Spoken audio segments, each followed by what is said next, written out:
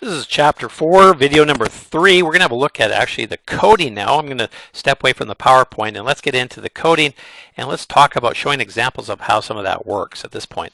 So in the Blackboard site there are two executable files. The first one looks like this and the second one looks like that. And basically, as you can see, they're pretty much the same.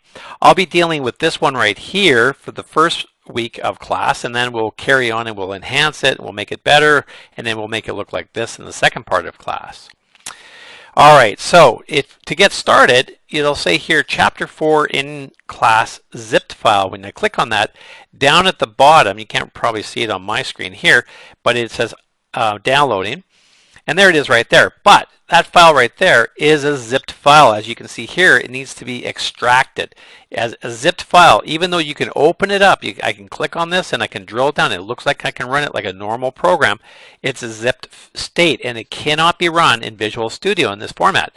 So you need to click on extract. And when you click on extract, the computer will come back and say, where would you like to extract it? And I'm going to put it in my download folder for now. I'll say extract it.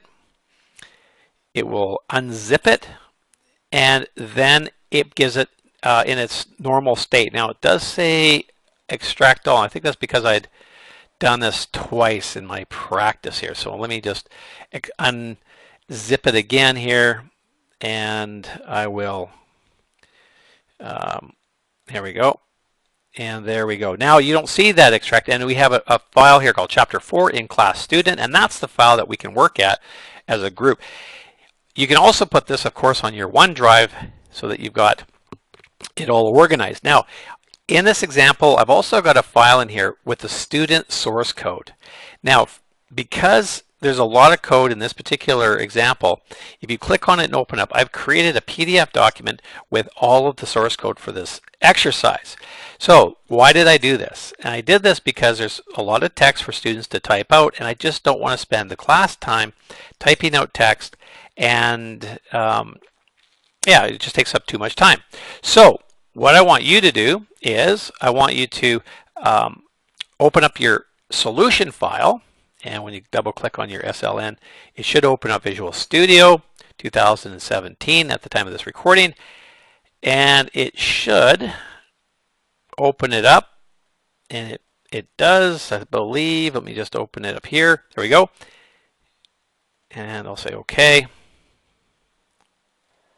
And sure enough, it opens it up. Now, over here on the right-hand side in the Solution Explorer, you can double-click on the Chapter 4 form, and that'll open up the form. And what I'm doing is I'm giving you most of the codes to this chapter.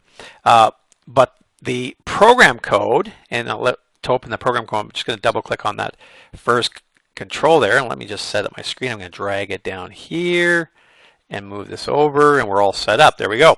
So you can see here I have no code inside of this application. I've put all the controls, but I haven't put the code. Now, the code, of course, is in the PDF file. So it says here this is the namespace for chapter 4 in class exercise. You got the public form portion of that, and we've got our first control right there. So what I'd like you guys to do is you're going to copy the code from the PDF file, and we can then paste it in the correct location. Now I actually copied that whole method, so I'm going to paste that back in, and there we go.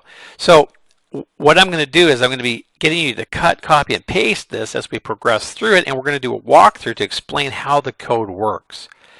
And I do that because it's going to save me a lot of typing time for these videos. So when I compile it and I click on, I guess, the first Yes Radio button, when I run this, it should work. So let's have a look here. If I click on this, it says, so you're a student at Douglas College. So we already got that first event handler. When we change that option button right here, it's going to display this message, and we'll go into further details on that in the next video.